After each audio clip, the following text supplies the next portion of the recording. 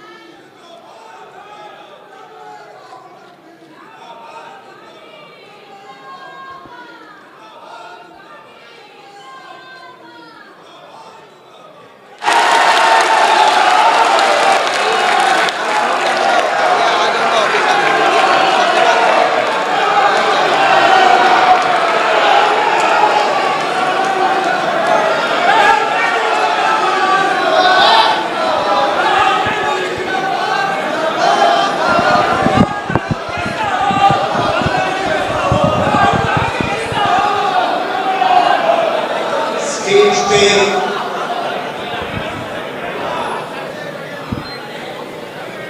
वरिष्ठ नेता पर्सनैलिटीज, भाइयों बहनों,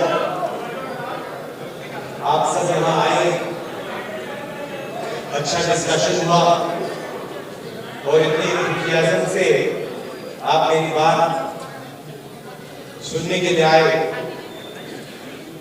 दिल से मैं आपका धन्यवाद करता हूं।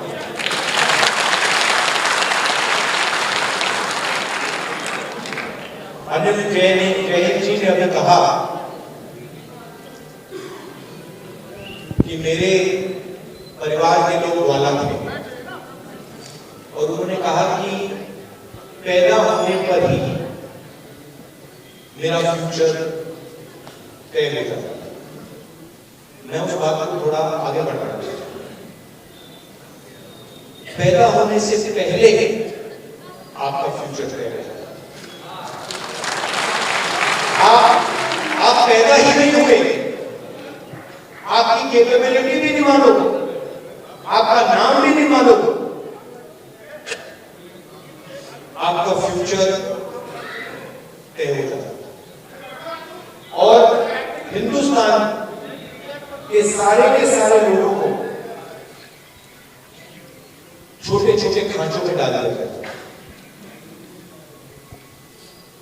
आप इस काम के लायक हो, आप इस काम के लायक हो, आप इस काम के लायक हो। ये आप कभी नहीं कर सकते हो, ये आप कभी नहीं बोल पाओगे। आपके पैदा होने से पहले डिसीजन लिया जाएगा कि आपको कोई छुएगा नहीं, आप कभी जमीन नहीं खरीद पाओगे। तो ये सारा पैदा होने से पहले डिसाइड किया जाता। और हिंदुस्तान के करोड़ों लोगों ने, अरबों लोगों ने हजारों साल इस प्रकार जिंदगी जी है। उन्होंने अपना फ्यूचर डिसाइड नहीं किया, समाज ने उनके लिए पैदा होने से पहले उनका फ्यूचर डिसाइड कर दिया। तो आप सोचिए कितना दुख, कितना दर्द, कितनी कैपेबिलिटी जाया हुई।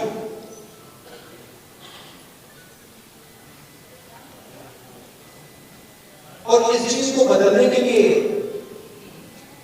बहुत सारे लोग खड़े हुए, हिस्टोरिकली लिस्ट है, जी ने उनके नाम लिए,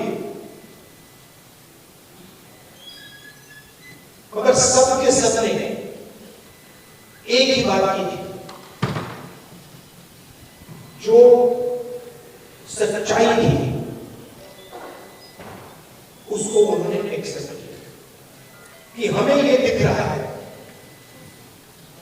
कि ये सच्चाई है और इस बात को मैं एक्सेप्ट कर रहा हूं।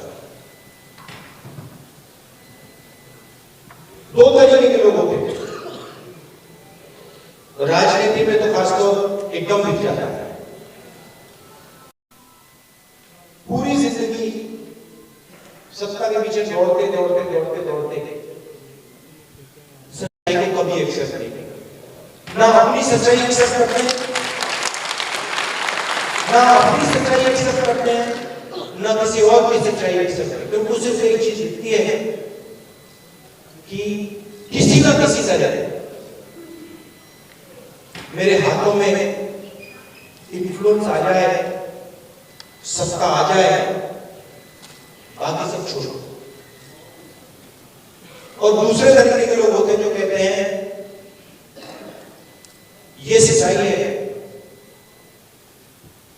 इसको मैं एक्सेप्ट करता हूं, चाहे मुझे अच्छा लगे या बुरा लगे,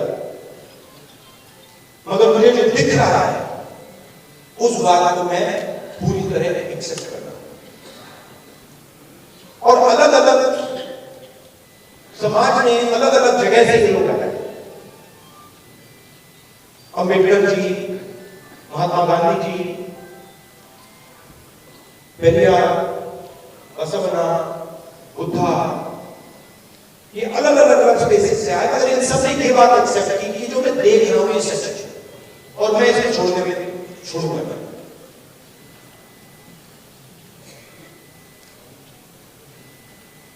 हिंदुस्तान में बहुत सारी ऐसी मूवमेंट्स हुई,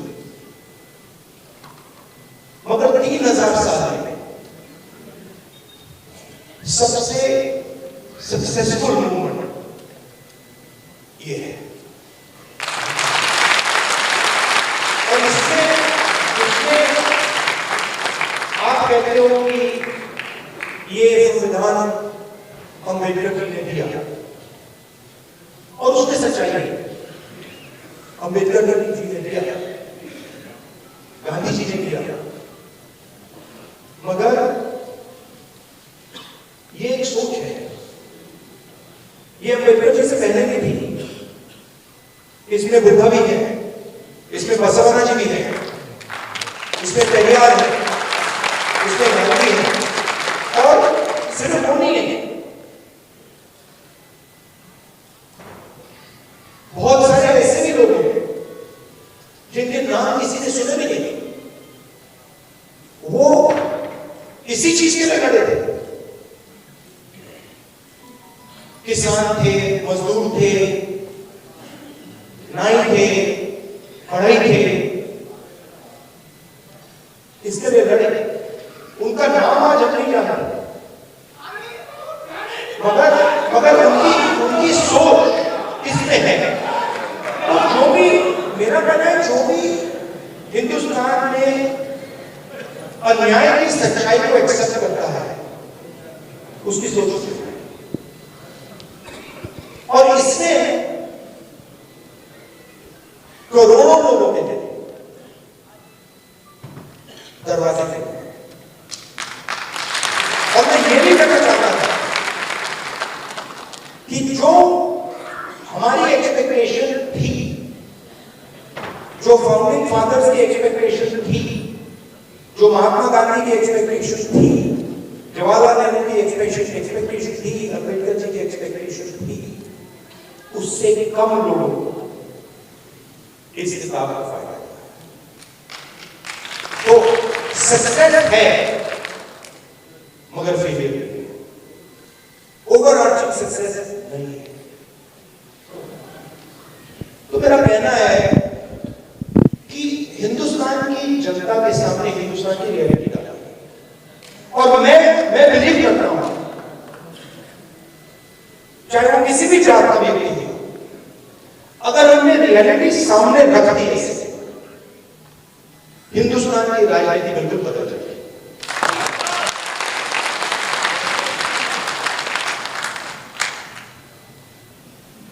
और उसको बदलना ही होगा, क्योंकि 90% को आप तो नहीं कर सकते, 90% की शक्ति को आप कंट्रोल नहीं कर सकते, कुछ भी कर लो।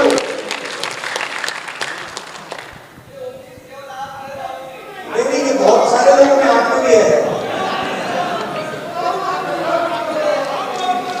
और राजनीति में ना, मेरा एक्सपीरियंस बताता हूं आपको, एक होता है जो सुबह उठता है, कहता है भैया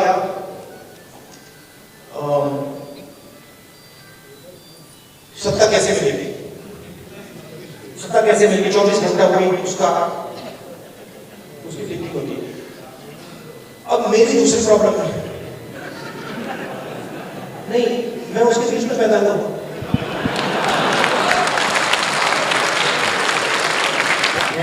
राष्ट्रीय संविधान सम्मेलन में राहुल गांधी आए थे। उन्होंने अपने संबोधन में जिस तरीके से नरेंद्र मोदी पे हमला बोला है, उन्होंने कहा है कि वो 21वीं सदी के राजा हैं। अब राहुल गांधी जो है वो यहाँ से वापस जा रहे हैं। आपको हम कोशिश करेंगे कि उनसे बात करें। राहुल जी, राहुल जी, राहुल जी, राहुल जी, राहुल जी 2 मिनट बात। राहुल गांधी से बात करने की कोशिश कर रहे हैं, लेकिन उनका काफिला जो है वो आप देख सकते हैं निकल रहा है। राहुल जी, राहुल जी, राहुल जी,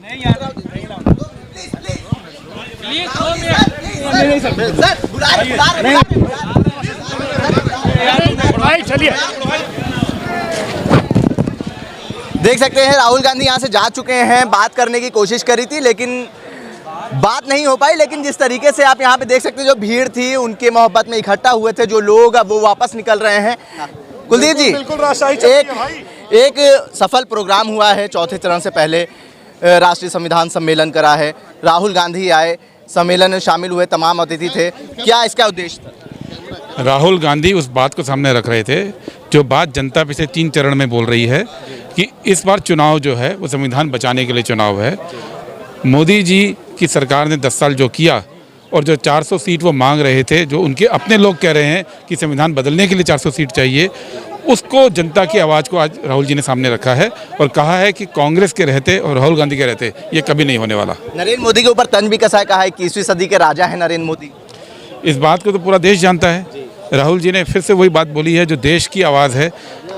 एक प्रधानमंत्री जिसके यहाँ किसी मंत्री के नाम भी आज जनता नहीं जानती है, एक प्रधानमंत्री जहाँ कैबिनेट की बजाय उनका ऑफिस फैसले लेता हो, एक प्रधानमंत्री जिस पे जनता के दर्द की कोई आवाज़ ही ना पहुंचती हो, चाहे वो मणिपुर हो, चाहे वो हमारी पहलवान युवतियां रही हों, चाहे कोई भी केस रहा हो जिसमें कि जनता पे अत्याचार हुए हैं, वो प्रधानमंत्री के कान तक पहुंचते नहीं है। तो ये एक निरंकुश राजा की ही तो एक पहचान बनती है।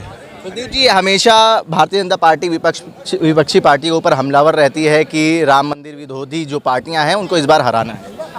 ये किसने कहा कि वो राम मंदिर विरोधी है? सिर्फ बीजेपी का राम मंदिर एक राजनीतिक एजेंडा है, वो कहते हैं। लेकिन आप ये कहना चाहते हैं कि देश की 50% से ज़्यादा हिंदू जनता अगर इन पार्टीज़ को वोट दे रहे हैं तो वो हिंदू नहीं है क्या? वो भगवान राम को मानते नहीं हैं? भगवान राम आस्था का प्रश्न है और राजनीति लोगों के जीवन का, लोगों को की रोजगार का, लोगों को महंगाई से बचाने का, किस तरह से देश तरक्की करे, राजनीति उसका प्रश्न है। अब ये जो सम्मेलन आपने लखनऊ में कराया है, इसके बाद क्या और कहीं सम्मेलन करवाएंगे? अभी देखेंगे आगे।